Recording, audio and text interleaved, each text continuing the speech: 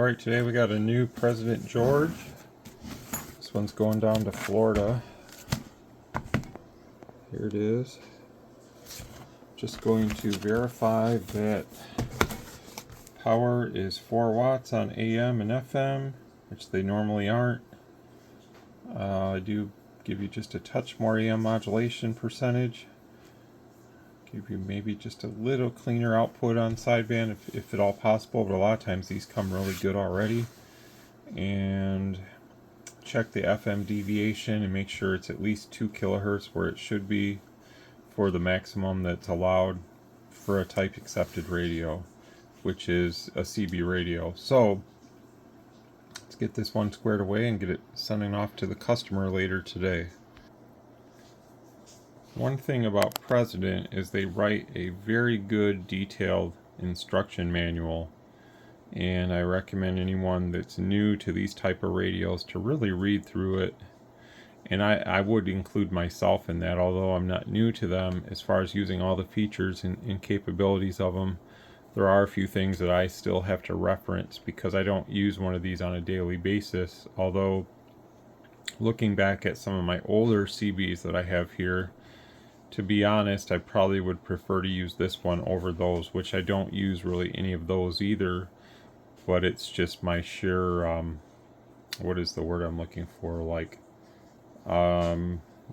wanting to have things that I couldn't get when I was younger, especially when I can find things that are like new in the box or open box but still brand new looking from my younger days of CB, which were like the Unit N Grant XLs and Grant LT base stations, like Unit N Washington. I was able to source some new old stock ones of those, and those are like one of my favorite style radios from way back when. But that's not saying that this radio is, this radio is going to be way more sophisticated and have much better options and capability than those old radios do. So if you are an older person and prefer the older style radio, then that's your own personal preference. But for me, if I had a choice to use the older radio or this radio, more than likely I'm going to pick this one every day of the week because it's way more compact and it does so much more. So for the money, you really can't go wrong with a radio like this. A couple things I'm going to do is go into the menu, turn off the beep, set this to SWR, and that's basically it. Let's get a microphone. So you're going to find that they're never really right at that 4 watt mark, which is normal. There's FM. They don't want to make it go over. SSB. It's going to do quite a bit of power. Now I haven't done anything to the radio. So on SSB it does really good, so that's where these are far superior to any of those older radios I mentioned in the beginning of the video. You're not going to get this type of power in the clean manner that this radio is giving you from those radios, so it's really a nice radio for that. And then on AM,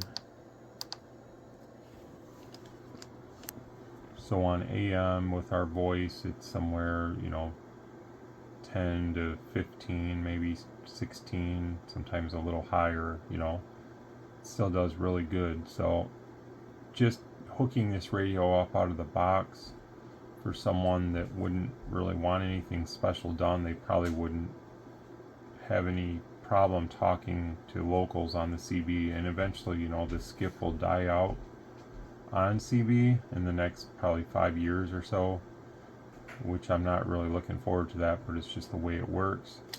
And then talking locally with just a regular power radio like this is going to be really easy because you're not going to have to fight all that stuff coming in from other states and countries and stuff. And then you could incorporate your FM and your CTCSS, and could really have some enjoyment without all the interference. And you could do that now with FM with CTCSS and block everything out. So that's my opinion on that, is to use that FM, use that CTCSS, and take advantage of it. If you're only wanting to talk to like friends or family and they buy a radio like what this one is or something, then you can do that right now, and you're not going to have to fight all that other stuff that's on the channels that you don't want to hear. Alright, so I'm in the service portion, and this is your FM power. You now have 4 watts. Low, that's good. It's just a hair under 1, but that's fine.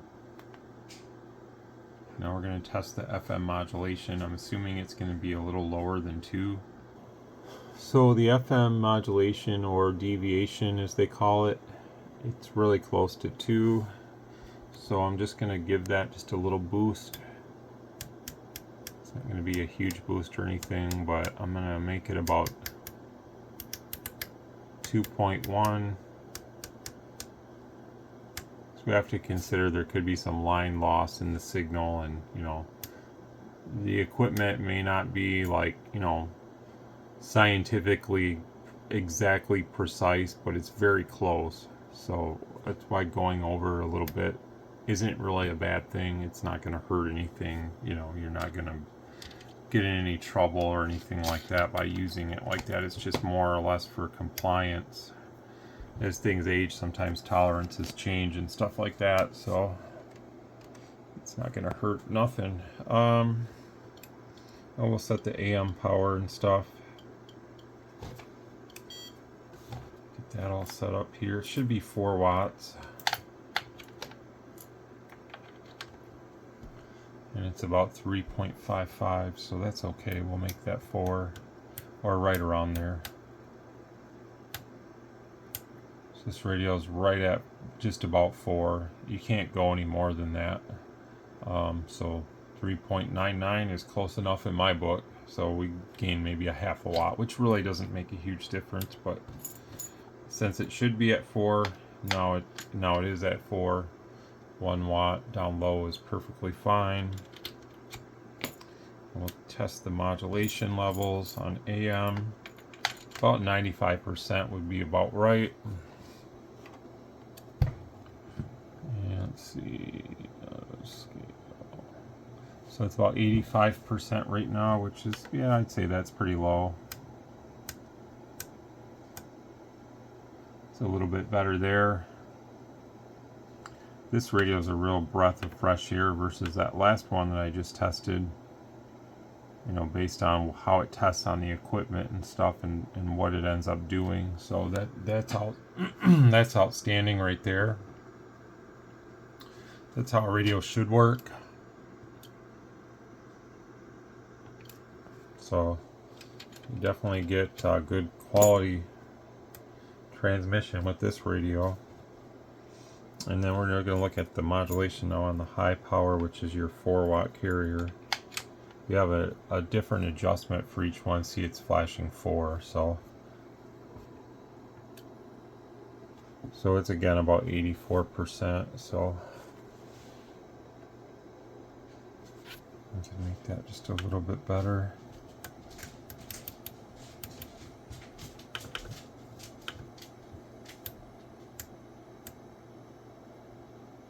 There we go. And that's how that looks. So it looks really good.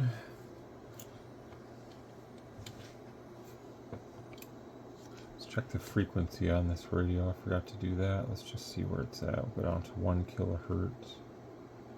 It's within like 0.4, 27204.999 or 996, so it's super close. Now that's one thing I can adjust on this radio. They don't give me the ability to do that, but I mean, that's really good. So you're not going to have any problems on sideband or anything with this radio as far as being on frequency. That's another advantage of these radios over the old ones. Yes, you can still properly align the old ones, but I don't foresee these radios ever having a problem with age with drift. I think that's been solved with the design of the circuitry. I think they're always going to stay where they are. So that's an advantage over the old stuff too. Okay, so now we're looking at sideband. I made a very minor adjustment to it. Very, very, very minor. But the result here is outstanding. So let's go to the third order intercept, 29. So that is exceptionally good. So that's how that looks, and it's ready to go. It's ready to talk. It's a great working radio. The only other thing I can do really quick is test the receiver. Alright, so this is the sideband receiver. This is channel 20. Obviously, if your clarifier is off tilt, then you're not going to hear the signal right, but clarifier works. It is a little forgiving around this range. It takes a little bit before it takes effect. You use this if you don't know what this is, you're new to sideband, to tune someone in, they may be slightly off frequency. This doesn't change your transmit. That doesn't give you the ability on a type accepted radio to do that, nor can you go above or below the CB band. For me, this is probably the ultimate CB because I don't care about that other stuff going above and below. I find what I need, which if I want to talk locally, I'm going to be on AM, I'm going to be here anyways and stay there. That's where all my locals talk. If I want to talk sideband, I'll find like a 35, 36, 37, 39, or 40. Notice I skipped 38 because it's became such a absolute waste of time to go there anymore, that with people just ruining the hobby for everybody with their nonsense, that, you know, that's why I don't mention it. But this is what it's doing. So about a minus 129 dBm, which is really good. I would have said where I talk on FM, but unfortunately there's no one local around here that uses FM. Although with the skip that's been coming in, I have worked some skip on the CB channels to Europe on FM, because there's quite a bit of European countries that use FM on the normal 40 channels, so that's been fun. But generally around here, nobody is using FM on the 40 channels, and I still think guys are doing a disservice to the CB hobby by using FM below channel 1. I mean, you can do what you want, but if you really want to make CB enjoyable for everybody, use one of those channels, the lower channels or whatever you want, for a FM calling frequency, so everybody that has like a modern CB, if it has FM, could use it. Because popular to what some may believe, there still are some that don't want to buy a ham radio to do CB. Or a high power 10 meter, whatever you want to call it. Here is AM. This is minus 112. Modulation is what, 30%? Yeah. So there you go. If you don't know, that decibel there is shown, it's attenuation coming out. So it adds to that number. And it's just a little over 12 actually, so I could probably turn it back just a hair more. Oh, I almost forgot. I mean, I didn't forget it, but I forgot to show it. This is coming with it for no charge. This is part of the offer that I think I'm showing on my site. Since I couldn't really sell these, rather than have them sit around and do nothing, I just basically take the loss on it and give it away to my customers. So you can, if you can find a use for this Bluetooth mic, hopefully you can find a use for it. I think that you bought this to put in a van. I think you messaged me yesterday, possibly about an antenna or something. So you might have a use for this while you're driving. You can use the up and down on it. It has noise reduction, so it should block out some background noise for you. This goes on the steering wheel, and we can't really see it, but it comes like this from the manufacturer in this bubble wrap. Let me set this down for a second.